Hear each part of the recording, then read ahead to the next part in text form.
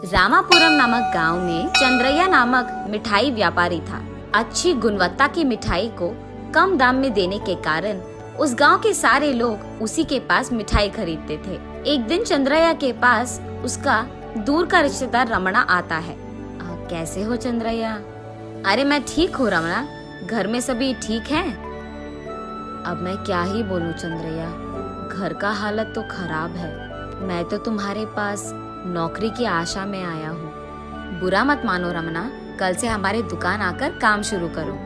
धन्यवाद चंद्रैया, तुम्हारा एहसान मैं कभी भूल नहीं पाऊंगा। चंद्रैया के ऐसे कहने के कारण अगले दिन से रमणा उसके दुकान जाकर मिठाई का काम शुरू करता है। बहुत कम समय में रमणा को व्यापार कैसे करना है ये समझ आ जाता है, लेकिन लालची बनकर एक दिन वो चंद्रैया के पास जाकर ऐसे कहता है, चंद्रैया आज से मैं तुम्हारे पास काम नहीं करूँगा। क्यों रमणा, तुम्हारे साथ काम करने वालों के साथ कुछ हुआ है क्या? नहीं नहीं, मैं तो खुद का व्यापार शुरू करना चाहता हूँ। ये तो खुशखबरी है रमणा, आशा करता हूँ कि तुम्हारी नई व्यापार तुम्हें बहुत लाभ दे। अगले दिन सुबह अचानक रमणा ठीक चंद्रैया के दुकान के सामने ही एक और मिठाई का भंडार खोलता है। उसके इच्छा के अनुसार ही रमणा की नई व्यापार उसे बहुत लाभ देता है। दोनों रमणा और चंद्रा प्रतिस्पर्धा से उनके दुकान चलाते थे। उसके पास काम करके उसके सामने ही व्यापार लगाने के बावजूद चंद्रैया को रमणा के खिलाफ कुछ नहीं था, लेकिन लालची रमणा यही फैसला करता है कि वो चंद्रैया का अंत देखेगा। एक दिन रात रमणा चंद्रैया के दुकान में चोरी चुपके जाकर उसके मिठाई के सामग्री में कुछ मिश्रण मिलाता है, और क्योंकि चंद्रैया को ये बात नहीं पता था, वो अगले दिन हर रोज की तरह मिठाई बनाता है उसी मिश्रण के साथ। उसको खरीदे हुए सारे गांव वाले वही स्वीट्स खाकर उनका सेहत खराब करते हैं। कुछ दिन बाद सबको समझ आता है कि चंद्रैया के यहाँ मिठाई खाने के कारण ही उन सब का सेहत खराब हो गया है। इसी वजह को लेकर वो सब चंद्रैया के दुकान को बंद करवाते हैं, और इस कारण चंद्रैया बहुत दुखी होता है।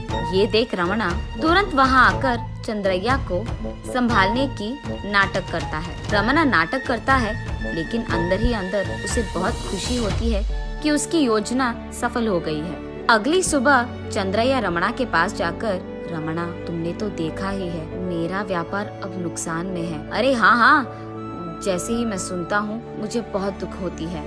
व्यापार को शुरू करने में थोड़ा देर लगेगा, इसीलिए उस समय तक क्या तुम्हारी दुकान में मुझे एक नौकरी मिलेगी? अरे रे, मेरा भी मन कर रहा है कि मैं तुम्हें काम दूं, लेकिन अभी दुकान में 4 लोग तो हो भी गए ना।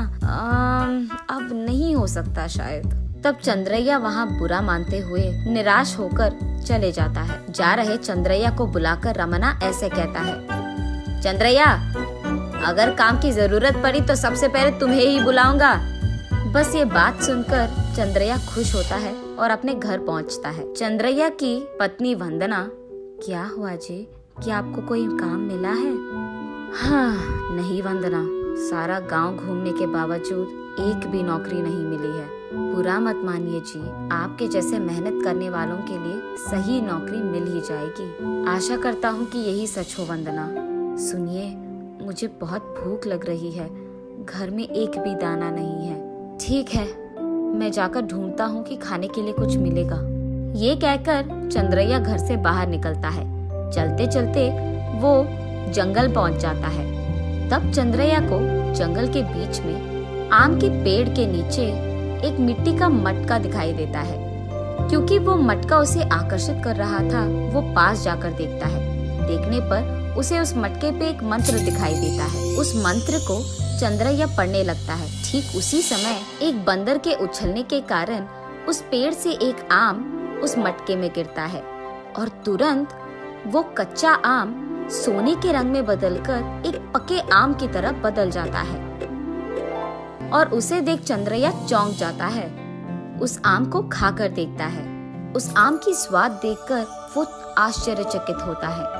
उसके बाद वो उसके पास मौजूद पानी को भी उस मटके में डालने के बाद वो स्वच्छ गुणवत्ता की पानी में बदल जाता है।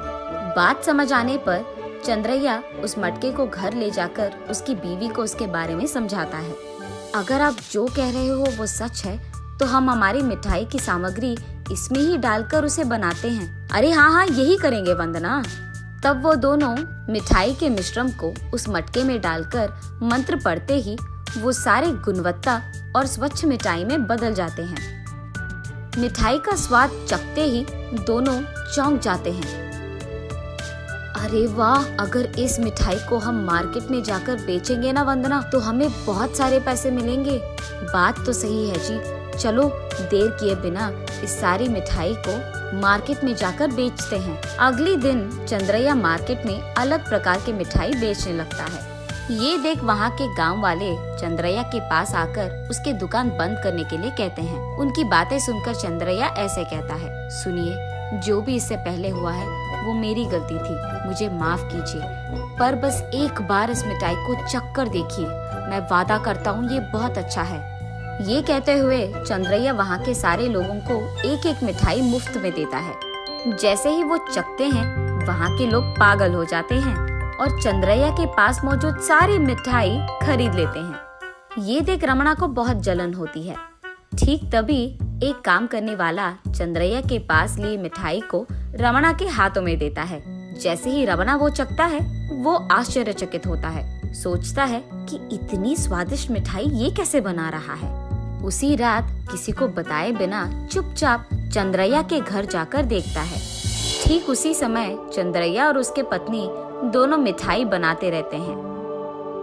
हमारे योजना के मुताबिक ही इस जादुई मटके में हमने जो भी मिठाई बनाए हैं वो तो 1 घंटे से पहले ही बिक गए। अरे वाह, तो कल के लिए और भी मिठाई बनाते हैं जी। उसके बाद चंद्रैया और उसकी पत्नी अलग प्रकार के मिठाइयाँ बनाकर सो जाते हैं। जैसे ही वो नींद में चले जाते हैं, वहीं मौजूद रमणा कोई भी शब्द किए बिना उस मट्टे को चोरी से उठाकर वहाँ से चले जाता है। घर पहुँचने के तुरंत बाद रमणा उसमें मिठाई पकाना शुरू करता है।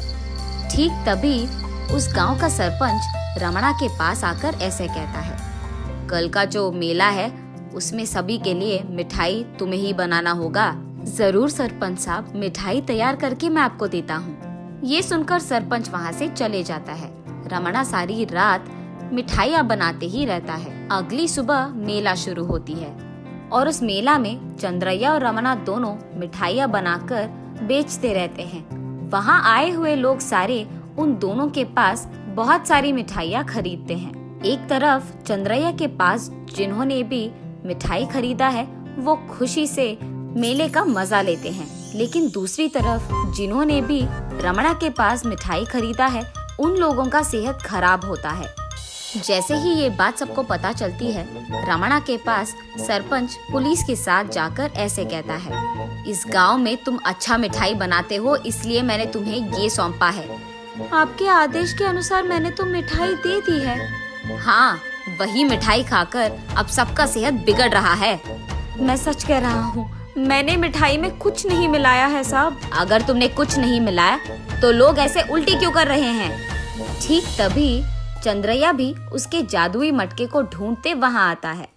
सरपंच और पुलिस को रमणा के पास देख चंद्रैया रमणा के पास जाते हैं। अब तुम्हारी बातें मैं नहीं सुनूंगा, पुलिस स्टेशन आओ।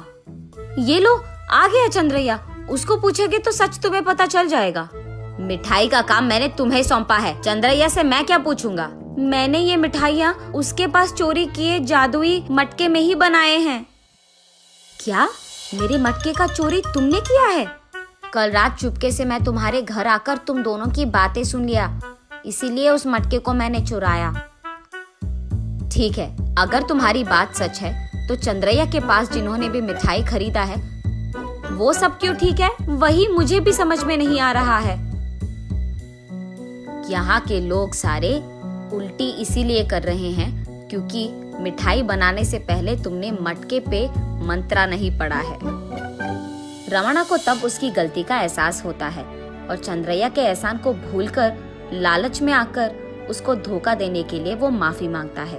उसके बाद पुलिस रमणा को वहां से लेकर जाते हैं। देखा आपने, लालची बुद्धि बुरी बुद्धि है।